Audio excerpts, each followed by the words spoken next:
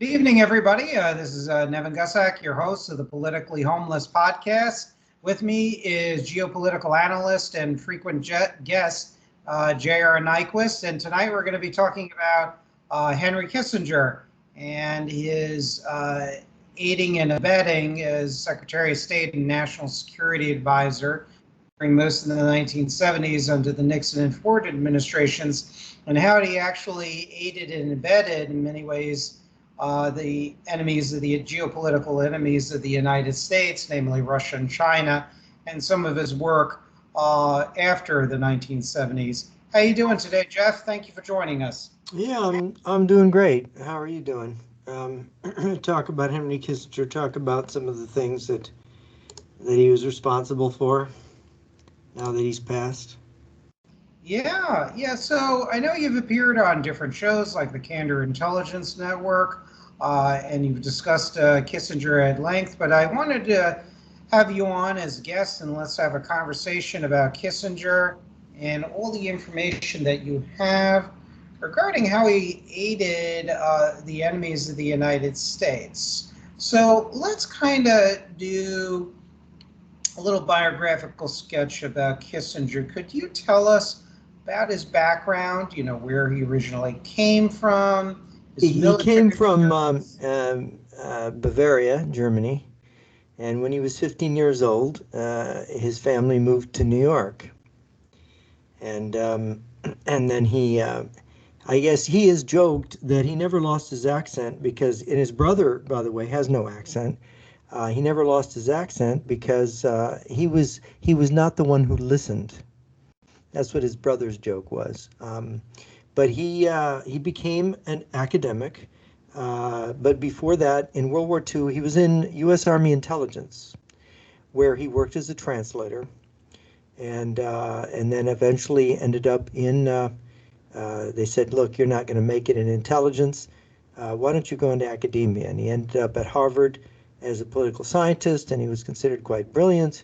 And he ended up becoming in the circle of Nelson Rockefeller, being Nelson Rockefeller's foreign policy guy.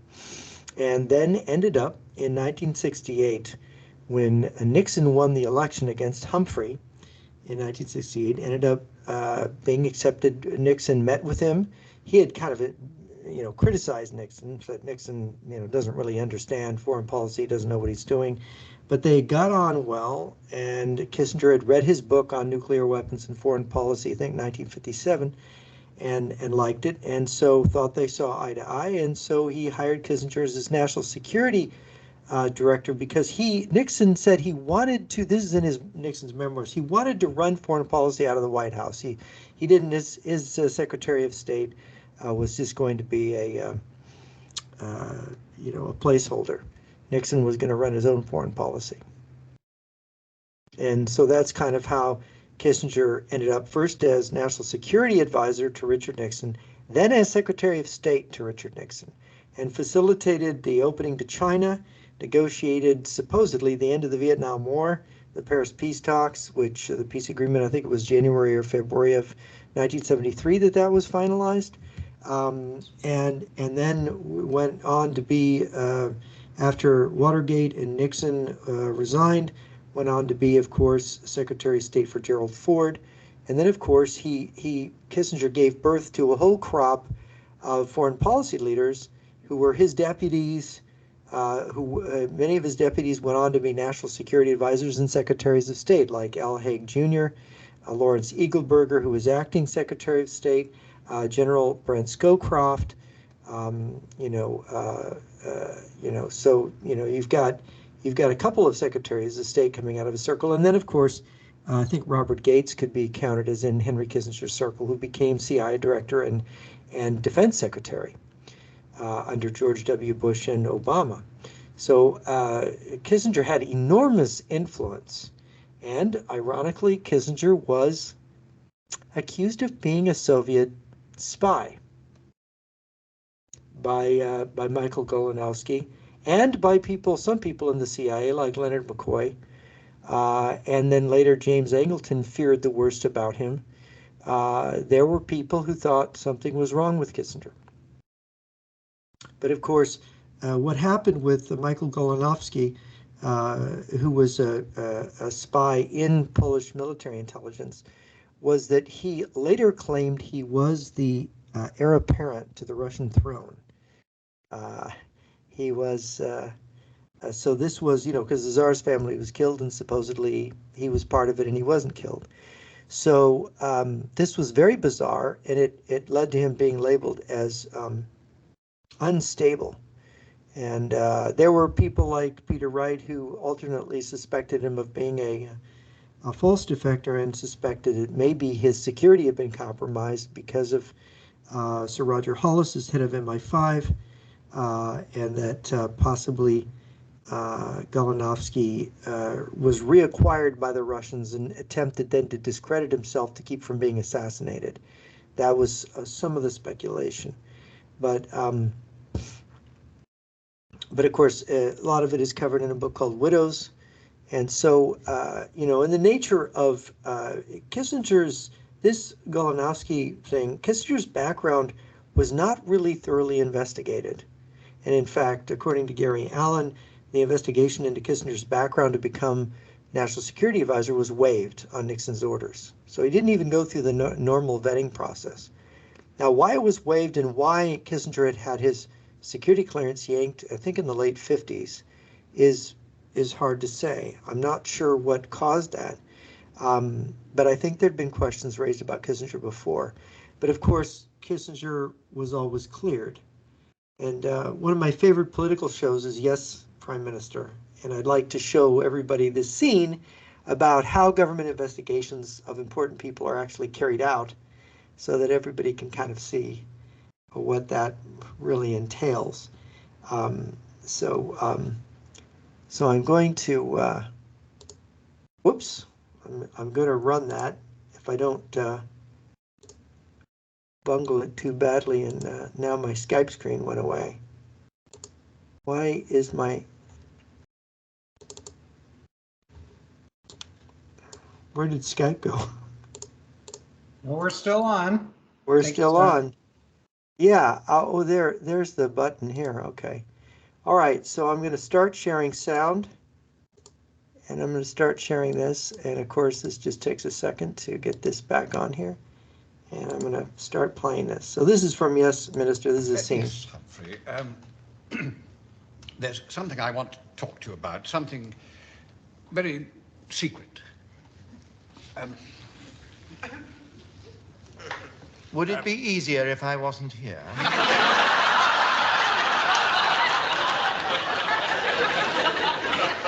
A few years ago, there was a security inquiry. Does the name Sir John Halstead ring a bell? Yes, of course. In fact, I had to conduct the inquiry myself virtually. And you didn't find evidence of anything incriminating? Of course not. In the first place, John Halstead was one of us. We'd been friends for years. In the second place, the whole story was got up by the press. And in the third place, the whole object of internal security inquiries is to find no evidence. Even if the security of the realm is at risk? Prime Minister, if you really believe the security of the realm is at risk, you call in the special branch. Government security inquiries are only used for killing press stories. They're to enable the Prime Minister to stand up in the House and say, we've held a full inquiry and there is no evidence to substantiate these charges. What if you had found something suspicious? Well, Prime Minister, practically everything that happens in government is suspicious. I mean, the fact that you asked Bernard to leave us alone for a secret conversation might be construed as suspicious. Indeed. But in any case, the whole story was quite clearly a nonsense. Typical Fleet Street sensationalism. So there's no possibility that Sir John Halstead was passing secrets to Moscow? Impossible. Out of the question. You'd stake your reputation on that? Without hesitation. I see. Well, I'm afraid I have to tell you that for a substantial part of his career, he was a Russian spy. I don't believe it. Who says so? He does. He left all his papers to the government, including a detailed confession. MI5 says it's absolutely true. Checks out all along the line. But good Lord, he was... One of us? Exactly. Well, this certainly leaves a lot of questions to be asked. Yes, and I'm asking you the first of them. Why didn't you ask him a lot of questions? And why did the inquiry exonerate him, and so quickly? Well, I've already told you. Anyway, we were very busy. But besides... Good Lord, you don't think... I mean, surely nobody suspect... What else was I expected to do? You could have held a proper inquiry. After all, you had evidence of his surprisingly long stay in Yugoslavia. Yes? Shortly afterwards, several MI5 agents behind the Iron Curtain were rounded up and never seen again. Yes. He spent a lot of time with one particular interpreter. And she turned out to be a Russian agent. Yes, we knew that. Most Yugoslav interpreters are Russian agents. Those who aren't with the CIA, that is. You never followed it up. But I had better things to do with my time. 3 months later, she moved to England and settled in Cambridge, 150 yards from Sir John Halstead's own house. They were neighbours for the next 11 years. Crikey. You can't check up on everything. You never know what you might find. I mean, if you've got that sort of suspicious mind, you ought to... Hold security inquiries. Yeah, no. John gave me his word, Halstead. The word of a gentleman. Anyway, Humphrey, I have a problem. Problem? You. Me? You don't think... You couldn't think. I don't speak a word of Russian. Well, you must admit it was either incompetence or collusion. Collusion! I give you my word, Prime Minister, it wasn't collusion. The word of a gentleman? Exactly. An Oxford gentleman. How's the garden? Oh, well, Prime Minister, I beseech you, not gardening leave. Why not? I have my reputation to think of. You already staked that on Sir John Halstead's innocence. Anyway, Humphrey, I have a lot of thinking to do. I think I'll talk to your predecessor. To Arnold? Why? I have no experience of this sort of thing. I have to ask Arnold's advice on setting up a security inquiry on a cabinet secretary. Anyway, thank you, Humphrey. That will be all. For the time being. So yeah, that's how it is with this whole thing. So yeah, that's from Yes Minister, and that's how it rolls. Well, yeah, it's interesting.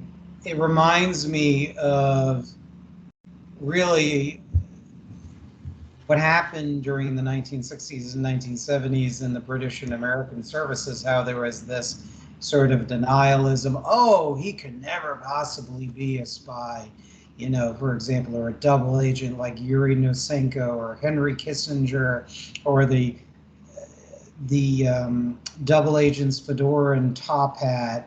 Right. And, you know, all of this, oh, they couldn't be, until there was substantial evidence to show that Nosenko was a double agent, that Fedora and Top Hat, at least one of them, actually went back to the Soviet Union, were decorated for their efforts by the early 1980s.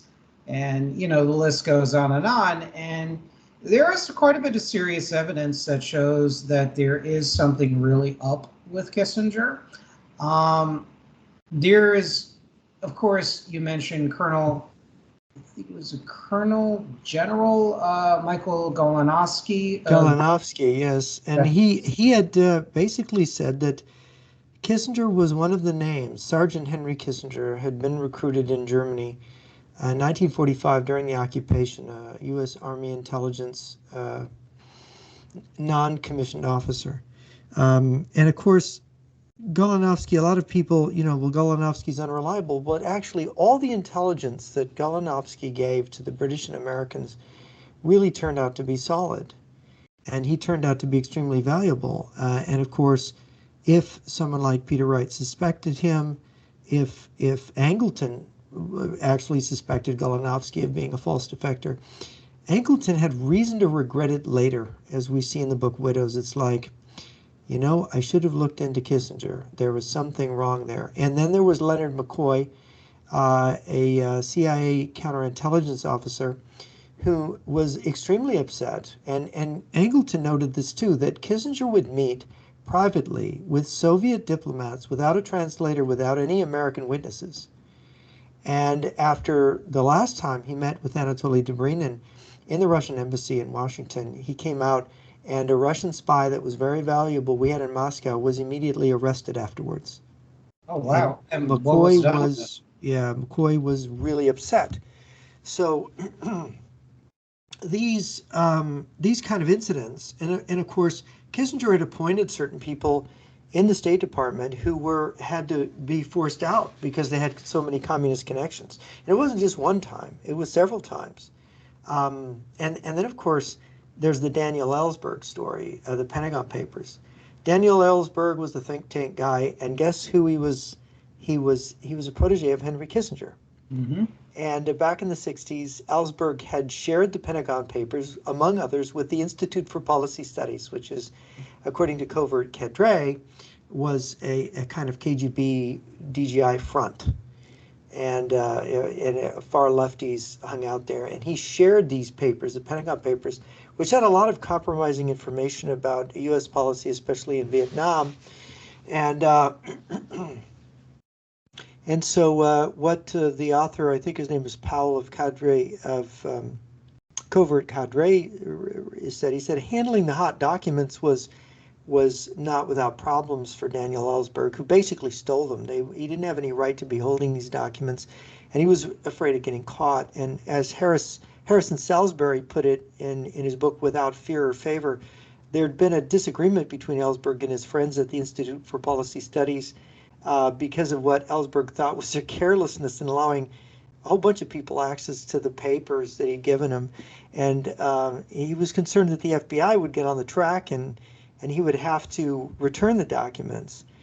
But the IPS guys just made copies.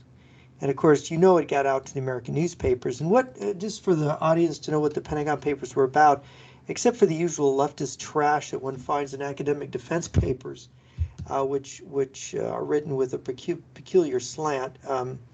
It revealed perhaps the fact that Nixon had been secretly operating in Cambodia, bombing North Vietnamese troops that had infiltrated the Cambodian jungles.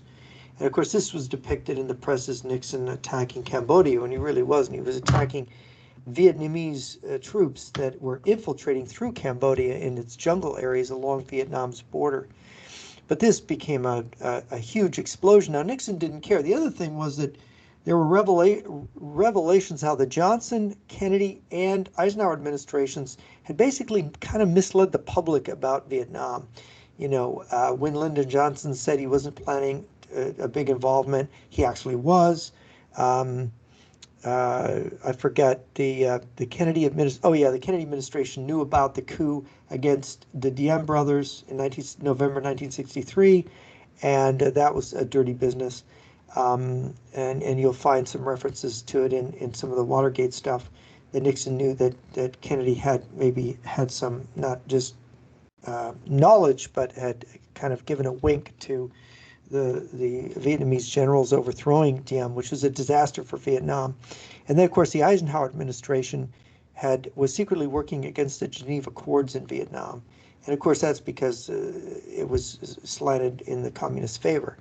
But all of these things were embarrassing, but they weren't embarrassing to Nixon because Nixon wasn't the president when these things happened. But Kissinger was embarrassed because Ellsberg was his protege. So Kissinger kept trying to bug Nixon that this was a problem for Nixon. And it's funny, if you go to Kissinger interviews, after Nixon's death especially, Kissinger talks very disparagingly about Nixon's personality, about how Nixon gave all these crazy orders to people, that Nixon, would tell people to do nutty things, that Nixon was a bit nutty. He actually would say these kind of things in interviews. And, but really, Kissinger was, if you read Nixon's chief of staff, who wrote the book The Ends of Power, H.R. Haldeman, said that with the case of Daniel Ellsberg, Nixon didn't care, but Kissinger kept needling Nixon that he was weak if he didn't do anything about Ellsberg. And this is where the White House plumbers burglarized the psychiatrist's office of Daniel Ellsberg's psychiatrist. This is when the dirty tricks were starting to get really out of hand under Nixon. And so it's all very odd. And of course, there's H.R. Haldeman in The Ends of Power described in the book how how Kissinger would visit his office because, he was the chief of staff of the president, and he'd try always to read what was on Haldeman's desk, like a good spy would. And Haldeman caught onto it, and Haldeman would pick a book up and stick it on top of something Kissinger wanted to read, as if he did it absentmindedly, just to frustrate him, But there was something wrong with Kissinger. And then there's General Palmer's book, The 30 Years' War, where Palmer did not directly make any accusations against Kissinger or against sort of Kissinger's mentor, who was a guy named Kramer, who was also a German expatriate, Jewish guy. But that Kramer had actually handpicked Al Haig Jr. as, sight unseen by Kissinger as Kissinger's deputy when he became National Security Advisor. And there are some funny things about Al Haig Jr. and, of course, Watergate, and about some of the leaks that happened during Watergate. So anyway, that's just kind of an overview of sort of the underside of Kissinger, that things I wonder about, things that never got fully sorted out. Well, it gets worse. So I'm going to share even more information with you. I'm sure you're aware of this, maybe not.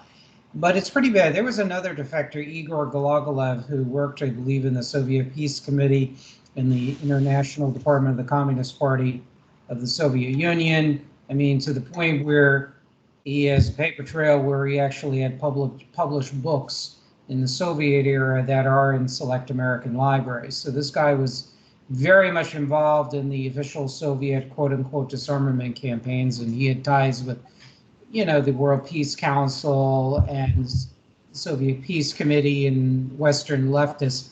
And Galagilev came in contact with a lot of Western elements of the Western business and political elite, as well as many a Western leftist and communist leader. So as reported by Charlotte Isserbeet, who used to work for the Reagan-era Department of Education until she resigned and became a whistleblower, Igor Galagilev had stated that Kissinger appeared to that Kissinger sat in on meetings at which David Rockefeller Sr. and Henry Kissinger were often present. At one of these meetings, Kissinger shocked a Soviet audience by informing it that the United States was planning to pull out of Vietnam. This information, of course, was transferred to the North Vietnamese and put the United States military forces at a great advantage, and Galagilev witnessed this. So you had Phyllis Chaffley and Rear Admiral Chester Ward wrote in the book, Kissinger on the Couch, every single key provision of both the SALT agreements, which was the Strategic Arms Limitations Agreements, for the audience who might not be aware of that, originated with Soviet strategic experts and planners in the Kremlin and approved by Leonid Brezhnev and his closest associates in the Politburo, and was passed by Soviet Ambassador Anatoly Dobrynin, as you referenced earlier, right, to Henry Kissinger, who then provided the rationalization for it and, quote, sold it to President Nixon. Yeah, I should interject. Those agreements, SALT I and the ABM Treaty, which were negotiated at that time, were very much to the disadvantage of the United States, particularly in their wording, which the Soviets used to exploit some of that wording. Well, actually, there was one Soviet negotiator who years later admitted in the late 1970s that the SALT I agreement was a victory for the Soviet Union. And that was in Quentin Kromelin's book, Soviet Military Supremacy, I believe, which came out in 1985. You had former U.S. Navy Admiral Emil Zumwalt noted that Kissinger stated in 1970 to him that K feels the U.S. has passed its historic high point. Like so many earlier civilizations, he believes the U.S. is on the downhill. He states that his job is to persuade the Russians to give us the best deal we can get, recognizing that the historical forces favor them. He says that in light of history, he will be recognized as one of those who negotiated terms favorable to the Soviets, but that the American people have only themselves to blame because they lack the stamina to stay the course against the Russians, who are Sparta to our Athens. Well, that sounds like a personality before I read the next and last item on Kissinger's Soviet Union. There's a fellow in the history of Czech fascism in collaboration with the Germans called Emanuel Moravec. And he was a Czech army colonel, and he was stoutly anti-German and anti-Nazi. But when he saw that that the Czech Republic collapsed in the wake of Munich, started to have second thoughts, and he visited Nazi Germany in about 1939, and he was favorably impressed with their strength and power. And he thought that it was the wave of the future, that totalitarianism was this virile force. And Moravec was also a socialist, so he was impressed with German National Socialism. You get the picture. So that's what that reminds me of, that kind of personality or outlook. And in January 1989, this is in declassified Soviet Politburo transcripts from the archives, the Soviet archives that were leaked or smuggled out. Is that by Bukovsky? This either Bukovsky or it's on the George. Also stole some. Yes, and Pavel Stroilov, right. This is a document, Henry Kissinger conversation with Mikhail Gorbachev from January 17th, 1989. And it's on one of those Cold War historical projects like GW or Georgetown University. So Kissinger was complaining, him and Gorbachev are complaining about dissidents. So Gorbachev is saying, we only fight against the brain drain. As far as the dissidents are concerned, let them all go to your country. And Kissinger said, I always believe that dissidents are very difficult to deal with, even for those countries that receive them. So, and I'm not even going to touch. That's a very strange statement for a Jewish guy who at 15 years old got out of Nazi Germany to come to America. Well, he actually said after Israeli Prime Minister Golda Meir pleaded with President Nixon to intercede on behalf of Soviet Jews who were persecuted, Nixon and Henry Kissinger discussed the request in March 1973. This was reported some years ago. And Kissinger was very callous, noted to Nixon that the immigration of Jews from the Soviet Union is not an objective of American foreign policy. And if they put Jews into gas chambers in the Soviet Union, it is not an American concern. It may be a humanitarian concern.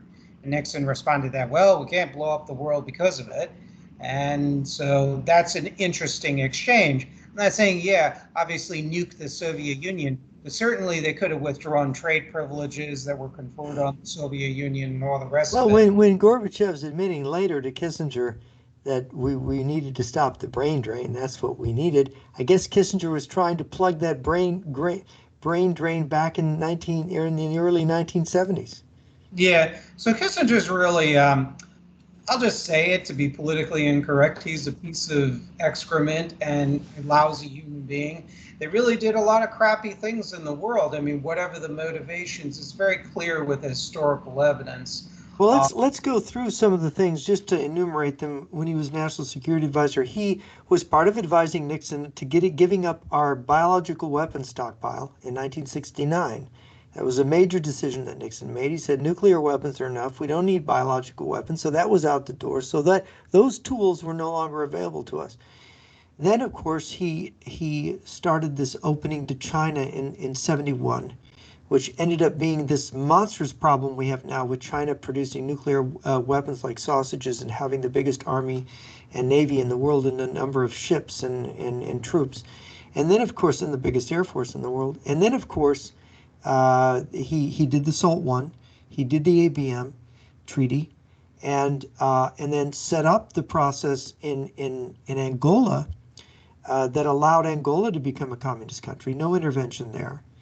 And so it's, he seemed to have been, and then of course, in the matter of Chile, really was not for doing anything to help, contrary to what people hear, nothing to help conservatives in Chile fight Salvador Allende. The CIA had kind of botched an attempt to try to strong-arm Chilean generals to doing something about it, but Kissinger mocked anyone that was worried about Chile becoming communist. He goes, oh yeah, Chile is a strategic country like a dagger pointed at the heart of Antarctica. That was his mocking phrase. Every time Kissinger had something clever to say to derail American policy. And of course he set up, he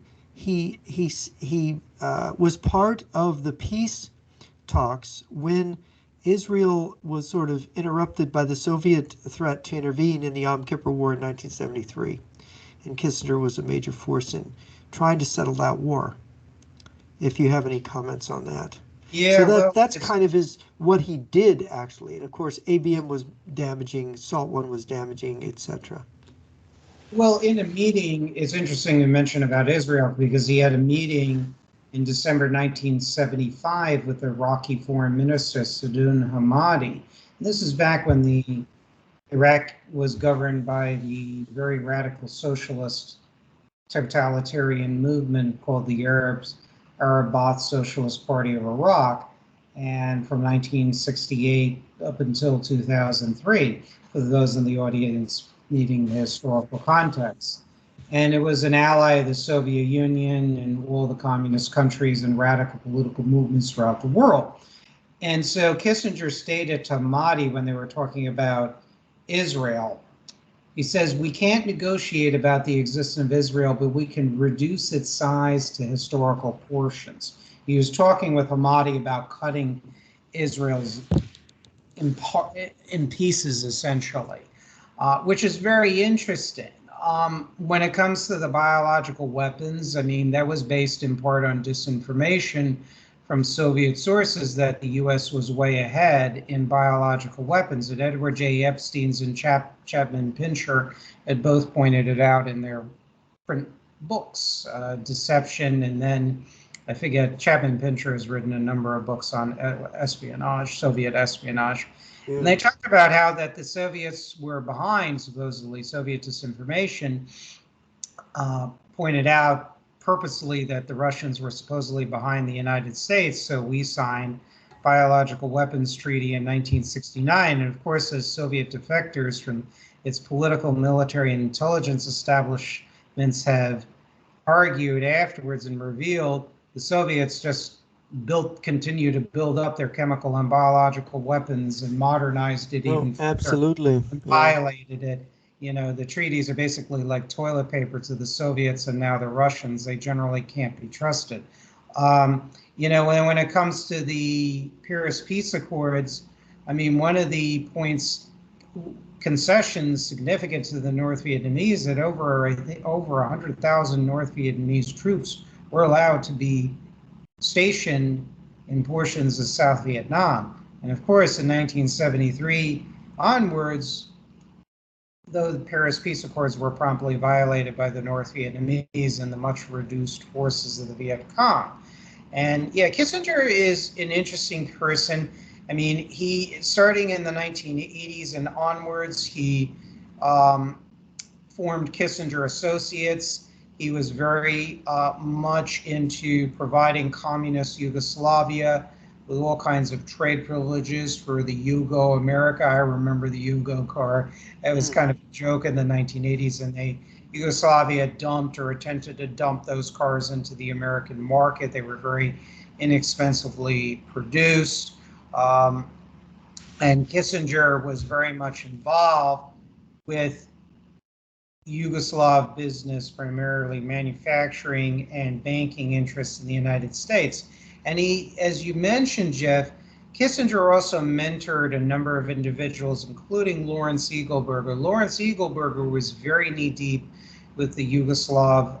Yes, he was. Yugoslav communists. And what's also interesting is that Al Haig, I think, had one of his assignments was at the Belgrade. I think he was a military attaché in Belgrade, if I remember. Maybe somebody can correct me. Eagleburger was an ambassador, American ambassador to Yugoslavia under Carter, I believe. Haig, I know Haig, while very anti-Soviet, he was also very soft, to put it mildly, on communist China. Yes, and Haig had this funny thing. When he was Secretary of State, Haig basically was, when the Falklands War happened, he was not really fully behind Britain, which was a funny thing because Reagan was behind Thatcher, but Haig was almost playing his own game, which was kind of odd. That's interesting. That is interesting. Yeah. And I wonder if Kissinger didn't get Haig to play a kind of double game. It's hard to say. Eagleburger, for those in the audience, I know you're probably very familiar with who he is, David Funderburk. He was the former American ambassador to Church. Ceausescu's Romania from 1981 to 1989. Yes, I have his book, and he had actually been like a exchange student in communist Romania. Yes, yes. And Yes. it was basically an absolute nightmare, hellhole, 1984 George Orwell police state of the worst sort. Yeah, And he he got talked elected about, to Congress in '94. I think he was from Idaho. he was from North Carolina. He was a Oh, was he from protege. North Carolina? I thought he was Yeah, from Idaho. he's in North Carolina. You can find some of his videos here and there on C-SPAN and on Is he YouTube. still around? I don't, he hasn't been in Congress. The last time I Oh, checked, no, he did. I think he was a one-term congressman. he was a one-term congressman. He was a protege of the late Senator Jesse Helms. Mhm. And Jesse Helms really was the one who kind of pushed the Reagan administration to get Funderburk into the diplomatic service. And what Funderburk revealed is that the Assistant Secretary of State, Larry Eagleburger, was a Kissinger protege, and Vice President Bush. They undermined basically any hardline policy towards communist Romania. In fact, they pushed forth a cover-up of Romania's continued alliance with the Soviet Union, its massive human rights violations, its support for various so-called national liberation And movements. that was during the period when Mike Ion Pachepa talked about Operation Red Horizon, which was a deception operation which Soviet Russia and Romania conducted to attempt to make Ceausescu appear like he was an independent communist, kind of like Tito, that we could do business with him and we didn't have to worry about him being our enemy because he was a communist in the Eastern Bloc. And this really gave a lot of goodies to Romania. Yeah, it did. It did, starting under LBJ and continuing, especially Operation Red Horizon was launched under the Nixon, while Nixon was president. Kissinger was Secretary of State. Correct. And Nixon and Kissinger were huge proponents of appeasing Romania. There was very big fights about that lasted well into the 1980s over giving most favored nation trade status to Romania. Funderburk describes all of this in his book Pinstripes and Reds. And then he had another book that was written about in 1991. I forget the name of it. I think it's called Betrayal of America, where he also talks about similar themes too as well. I mean, the evidence is out on Kissinger. Kissinger has had a horrible policy, prescriptions on an economic front, more to the populist and labor-oriented audience out here. According to the former Assistant Secretary of Commerce under Nixon, Ken Davis, it was Kissinger, Paul McCracken, who was the chairman of the Council of Economic Advisors, and I think he was kind of a neoliberal market fundamentalist, and Nixon aide Peter Flanagan were all the chief proponents of the destruction of American manufacturing through free trade policies. Start really accelerating under Nixon. There was a huge problem with the Maquiladora program in Mexico, where American companies were encouraged through tariff reforms and exemptions that started under JFK to outsource jobs to Mexico. It was cheaper labor, there was favored currency rates. Mexico was also devaluing its currency purposely. They were having over time balance of payments issues and whatnot. So you had all this in play. Mexico is a pretty horrifying socialist country. Yeah. Well, they also encouraged a lot of big American companies. They pitched it as a cheap labor paradise, and so did many of the outsourcing consultant companies in the United States. And it was governed by the PRI at the time, which is Partido de Revolucionario Institucional. Yeah, the Institutional Revolutionary Party. That's right. So anyway, so Kissinger was involved in that. Kissinger was really, from my point of view, at least on the surface, the merger of the two, at least for this show and me personally, the two most detested forces in American politics during the Cold War and afterwards, and that's multinational corporations and Wall Street and basically every socialist despotism you can think of. But it gets better, Jeff, because guess what? He was rooting for Putin. James Baker, who was another part of that Kissinger mafia, if you will, from the world of high finance and Wall Street, him and Henry Kissinger worked as lobbyists for Russian interests. James Baker, served as a consultant for Gazprom and Transneft, the Russian pipeline monopoly. And Gazprom, of course, is the state-owned, one of Russia's state-owned energy corporations. In 2007, Kissinger formed a Russian-American working group with former Russian Prime Minister Yevgeny Primakov, who was, of course, a KGB general. Yes. Correct. And of course, with him, this Russian-American working group, George Shultz, served under Ronald Reagan, who was in Soviet documents stolen, I don't want to say stolen, but leaked out by Pavel Stroilov. Shultz was considered by the Soviets as one of their more pro-Soviet elements within the Reagan administration. Yeah, in fact, that came out in Konstantin Menge's book, Inside the National Security Council, which is about the second Reagan administration, the second term. Menges went from being in the Latin America division of the CIA, I believe, over to the State Department, or was it the other way around? Anyway, he ended up in the National Security Council, and he ended up in these meetings with George Shultz. And they were going behind Reagan's back to make deals with the Soviet Union. And at one point, Reagan found out, and he relates this, Reagan giving Shultz a dressing down, where Reagan was really angry. Yeah, and it was very interesting. Menge's book, Inside the National Security Council, very interesting snapshot, because he came in as a Reaganite, and he said by the second term, most of the Reaganites had been washed out of the administration. Well, that's what happened to Frank Gaffney. Frank Gaffney broke with Reagan over INF treaty. You had a lot of conservatives. And he was right about that. He was absolutely right. The INF treaty was a dangerous treaty. Well, sure. I mean, it was a dangerous treaty. It was promptly violated by Gorbachev, and there were articles in the Washington Times that revealed that one of the many ways that the Soviets at the time under Gorbachev, Gorbachev, the great peaceful reformer and all the rest of it, the one Paul Gencourt claims was not a totalitarian ruler. Yeah, that Gorbachev. That Gorbachev. Let me say, Malcolm Wallop wrote a great book on this. He was very much against what Reagan was starting to do in his second term. And just to explain to everybody what the Intermediate Range Nuclear Forces Agreement was, we had put Pershing missiles. The Russians had something called the SS-20, which was a medium-range nuclear missile, and they mass-produced it, and it could carry a frightening number of missiles on these to strike our allies in Europe. It wasn't a missile for striking us, it was for striking our allies. And so to compensate for this, we deployed the Pershings into Europe, where we could strike in a matter of minutes Moscow from missile positions in NATO in Europe.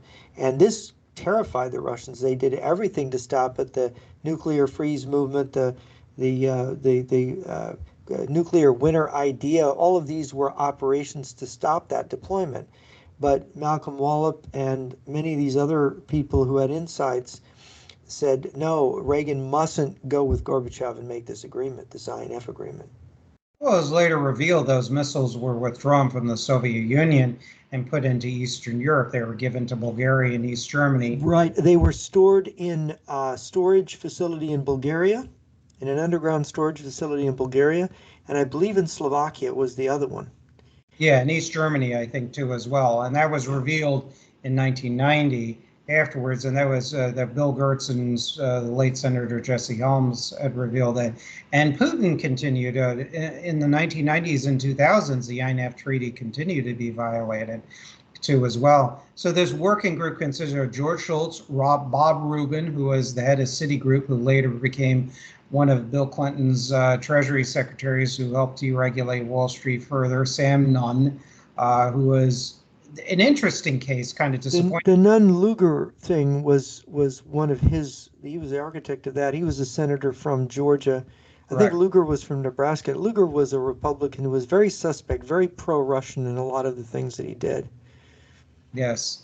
And then Chevron CEO David O'Reilly. So this is what's going on here. So, I mean, Kissinger, right until his death, basically was knee deep in really helping our enemies. I mean, he basically made excuses, about, the massacre with China's PLA and the people. Tiananmen Square, you mean? Yeah, he was said that, for example, no government in the world would have tolerated having the main square of its capital occupied for 8 weeks. Very much, very unfortunate things. Didn't want to do sanctions against China at all at the time. And but yet, what's interesting is that the Chinese Communist Party, as far back as the 1980s, loved him. I mean, its former premier Li Peng, who was also trained in the Soviet Union in 1989, Li Peng noted that the Chinese people will never forget the contributions made by Nixon, Kissinger, Haig, and other old friends, and we're going to talk about what the term old friends means, to the growth of Sino-U.S. relations. Now, of course, have you heard the term old friends, Jeff? Oh yeah, of course. What does old friends mean? Well, it's a term they use for leaders in other countries who help them out. They Exactly. don't want to call them agents or spies. They prefer. Luna had told me this. I said, what if, I was talking to Luna first when Clinton was president in '98, and I asked him, I said, what if the Clintons, they've got this communist background. Bill Clinton went to Moscow in December 1969, and nobody knows what happened there. He went to communist Czechoslovakia in January of 1970. And I said, could he be recruited as an agent? Would you consider a president an agent? He said, oh, no, no, no, they're friends. We would not consider anyone in a leadership position an agent. They're a friend. And it has to do with the fact that once they reach a certain rank, there's they have to treat them as equals. An agent is someone who's under your thumb. It's somebody that you're telling what to do. But no, a friend is, you got an equal relationship. So it has to be handled differently. And this is very worrisome in the case of Kissinger and, of course, Al Haig and Lawrence Eagleburger. And then I'm worried, too, about Condoleezza Rice, who was picked by Brent Scowcroft, who was George H.W. Bush's because General Brent Scowcroft was Kissinger's deputy after Al Haig moved up to be Nixon's chief of staff during Watergate. So this is after, H.R. Haldeman ended up going to jail or whatever. So it's very worrisome, the whole way that this story reads to me. And that's what I'm saying. When you look at what Colonel General Michael Golanowski, formerly of the Polish Z2, the Military Intelligence Service, there's a lot of other corroborating evidence that points to the fact that clearly Kissinger was serving various communist powers, radical Arab states, and really under the guise of realpolitik. You see, the thing is the word realpolitik gets thrown around a lot. And to me, realpolitik does not necessarily serve the national interests of a particular country, in this case, the United States, because nothing he's done really has served the national interests. He has served the Soviets in varying ways in various Eastern Bloc countries, Yugoslavia and Romania, notably China, in the little case hostile Communist Angola, the MPLA. Many different countries, and it is not, look at China. And look at Kissinger's role in Rhodesia. When these countries in South Africa started moving, the communists basically control, it's called Zimbabwe now, control that country. Kissinger played a role in that. Kissinger played a role in all those things over the years. And how do Republican presidents, how does Margaret Thatcher, in their treatment of the issues in South Africa and Rhodesia, Zimbabwe, how do they end up pushing those countries into a corner in such a way that they have to accept basically communist governments? Because Nelson Mandela was a communist. The African National Congress is a communist front. It's full of South African Communist Party members. So it's so it's, if you look at the whole record of Kissinger and his associates in U.S. government, you find that they were always making excuses for things that were going to help our enemies, very subtly. And it's like, well, they really think this. Maybe they did. Maybe they were stupid. It's like that skit we just saw with on Yes, Prime Minister, with Mr. Humphrey. It's like, Is it stupidity or is it collusion? Surely, Prime Minister, you couldn't think, but it's over too many years. It's too many incidents. They're not that stupid. Yeah, I think a lot of people that aid and abet communism on the higher level, I don't think it's stupidity. I think there's careerism. I think there's blackmail. And I think there's a lot of sociopathic greed. I think it depends on the class you're dealing with, the individuals you're dealing with. But the information is so publicly available on the crimes of communism and other forms of totalitarianism. Their war plans and their aggressive bellicose intentions towards, let's say in the case of China, towards the United States, it's all very well known. It's all in the public record. I just think a lot of people also don't care. I think there's a lot, or they're bought off, or they're blackmailed, or they're secretly ideological sympathizers. Or they're, I should mention Frank Chappell's book, Henry Kissinger, Soviet Agent. He takes a bit of the conspiracy angle on it, and he, but what is interesting about that book to me is the portrait he paints of Kissinger's personal behavior, which is that of a narcissist, which is interesting for a police detective because he knows criminal psychology, and there's a relationship between psychopathy and narcissism, severe narcissism, predatory narcissism, and criminality. So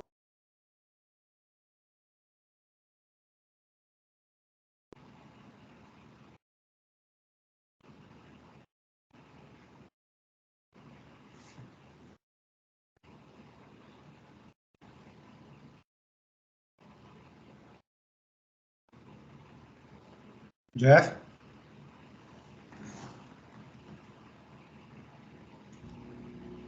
Oh, ladies and gentlemen, it looks like we just had some technical difficulty. Jeff was starting to mention his discussion of Frank Capel's work called Henry Kissinger's Soviet Agent, I believe. So we're going to try and call Jeff Nyquist back. We're going to hang up, but we're going to call him back, and so he can continue the discussion.